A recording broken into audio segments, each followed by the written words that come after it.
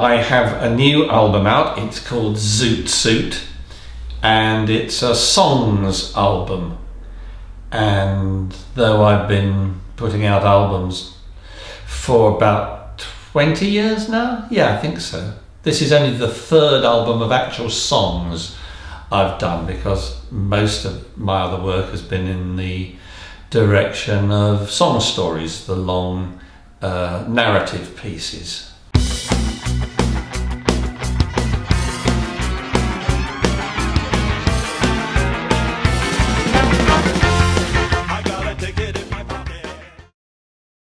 I think at my time of life, you have to shake things up a bit.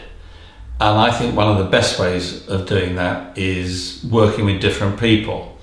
I've always been very dependent on musicians because I'm not an instrumentalist myself. I just write songs and I sing them.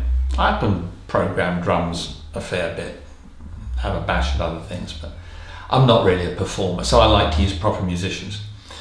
And one of the best ways of shaking things up is to work with completely new people. So this album was arranged and produced by an American artist called David Minnick, who works in outside Detroit. And we've never met. We've done a bit of Skyping, but essentially the whole thing's been done sending files to and fro across the Atlantic. So this is very exciting for me, because I've admired this guy's work for a long time, and I've had him involved in the last of the song stories, which was Orpheus, and he did some extraordinary arrangements, and his own solo work is so bizarre and fascinating that I asked him if he would be interested in arranging and producing an album for me, and fortunately he said yes, and this is the outcome. So it is rather eccentric from the point of view of how it was done.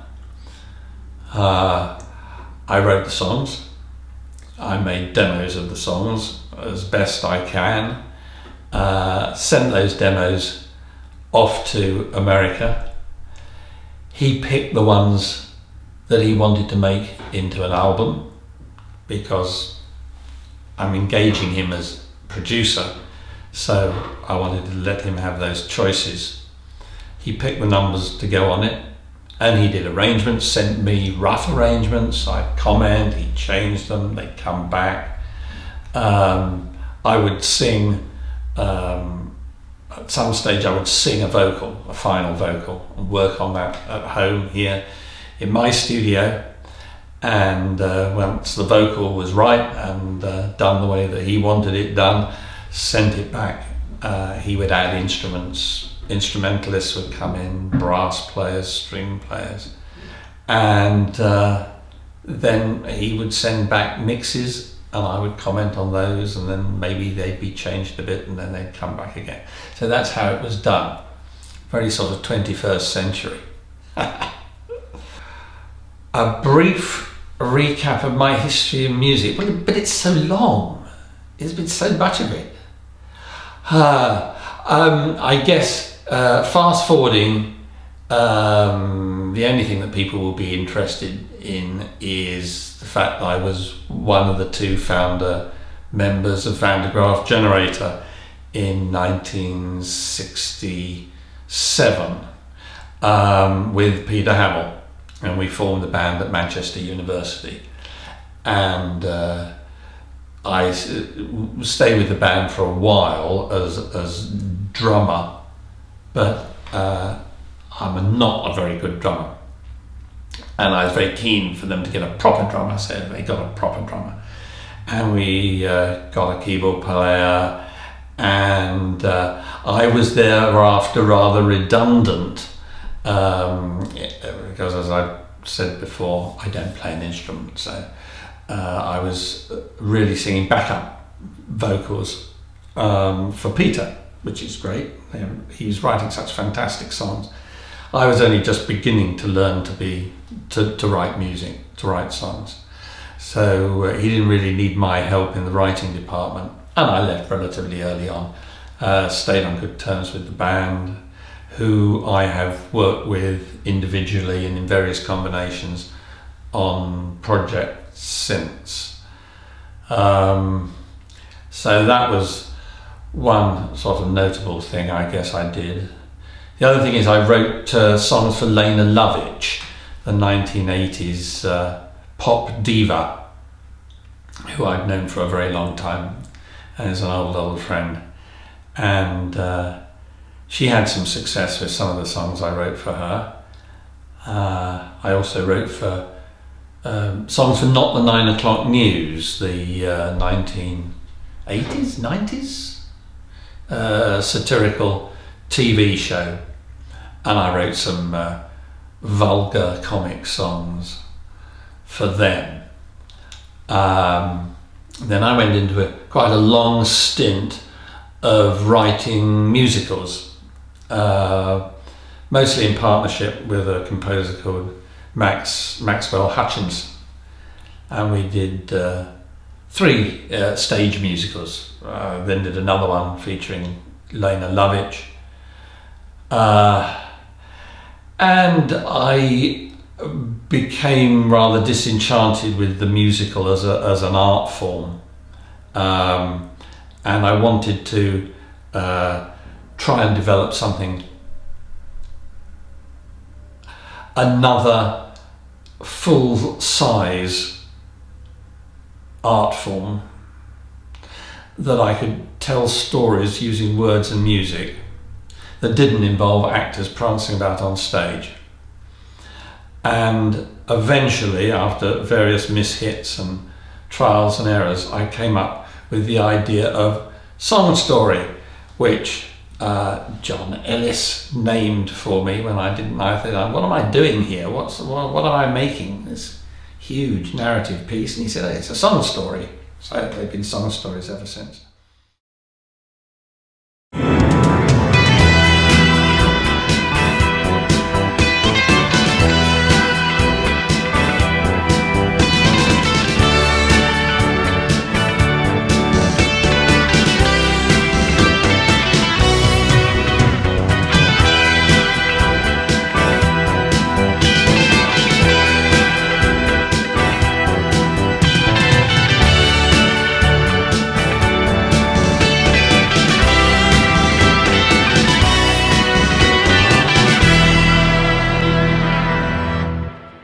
First song story was Curly's Airships, which was a mammoth, insanely mammoth project. It took about 8 years to do full time.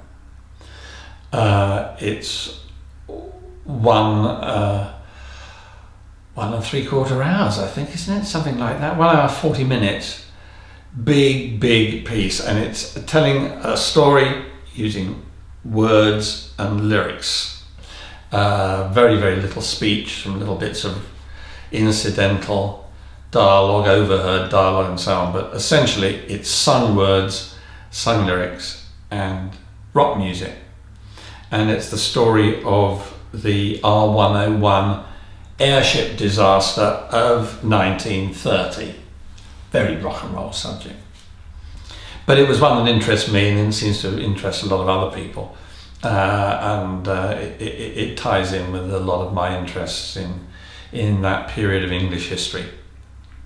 And I got all my mates involved.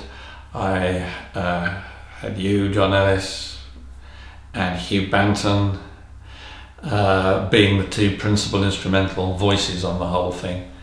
I'm still very happy with it. It's exciting. It's sold very well for a non-marketed, very un-mainstream album, and is continuing to sell now in a big double CD package with whacking great books inside and so on. I then went on and did another song story called The Climber, and moved right away from having to record rock music, you know, bass, drums, guitars, lots of guitars, organs and so And Climber is another story, a fictional story this time, rather than a documentary, about a British mountaineer getting into trouble in the Italian Alps sometime in the 1950s or 60s.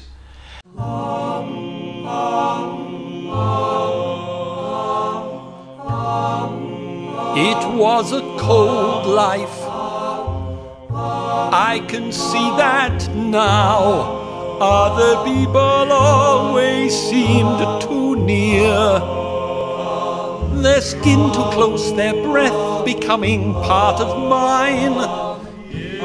I was happier alone, and happiest of all when I could climb high above the world, where the rock could be understood, where the snow was pure and white and clean. The other mountaineers used to say I was the anti-social climber. I didn't understand the joke, I never understood the jokes. Just an ordinary day. And performed by a male voice choir, a double bass player, and me singing the lead part. So totally a different sound world, utterly different. I mean, to me it's just rock and roll, but it doesn't sound like it to many people. And that was a very exciting and interesting experience. It was a Norwegian male voice choir, as it happened. So the whole thing was performed and recorded in Bergen, thanks to the good offices of a wonderful classical conductor called Riccardo Odriozola, who's a violin professor at the Bergen Conservatoire, who worked on the arrangements of the choir arrangements for me and helped me get the choir together to do it. So that was the second song story.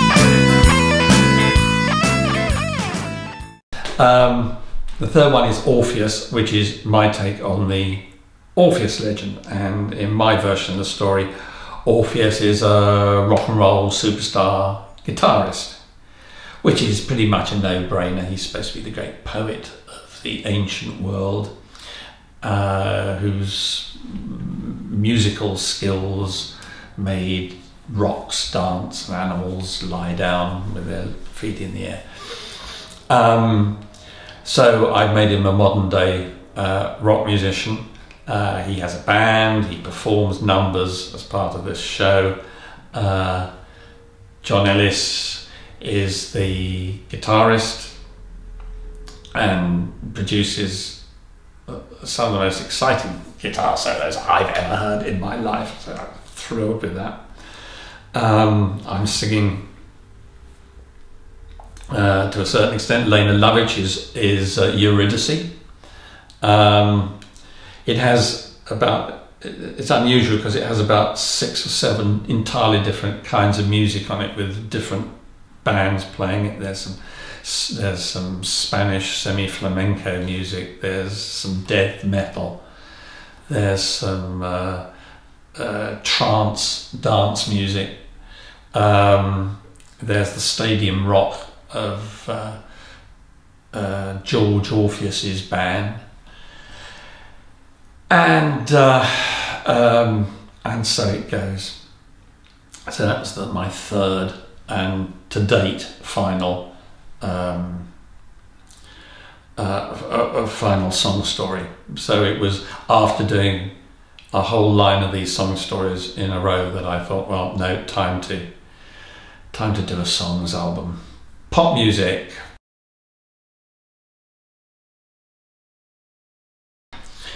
Well, I'm having a break from music. I mean, I have found this in the past that I get absolutely fed up with the stuff, you know. I love it, but when you've been up to your neck in it for months and months and months, I just want to stop.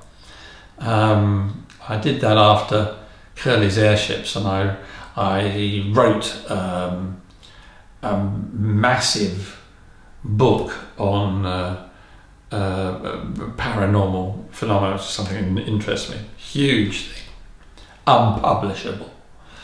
And I was trying to get everything in that I was interested in. And now I've reached another one of those points when I say, right, no more music for a year or two, who knows. I will, I've gone back to those books and I've chopped them up as advised by various editors and made 3 smaller books out of it.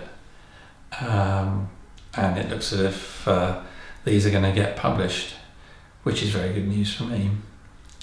So that's what I'm doing at the moment. I want to do a little bit of filming as well. I started off wanting to be a film director rather than a rock and roll person, and I made an amateur film as a 17-year-old that won some prizes. And then after leaving Vandergraaf, I made a more ambitious professional film with a grant from the British Film Institute, and called The Brass Band, black and white 16mm movie, and that won a few awards at various rather obscure foreign film festivals. It didn't have any dialogue, which made it suitable for non-English speaking film festivals. It did quite well there. But I realised that it makes music look like an easy option, that the degree of hassle and the toughness required to get a movie made, a feature film made in the way that you want it, is far beyond anything I could rustle up. It makes rock and roll look like a walk in the park. But I'm going to go back now. I've as I said, the last movie I made had an electrically powered movie camera with great reels of film going round in it.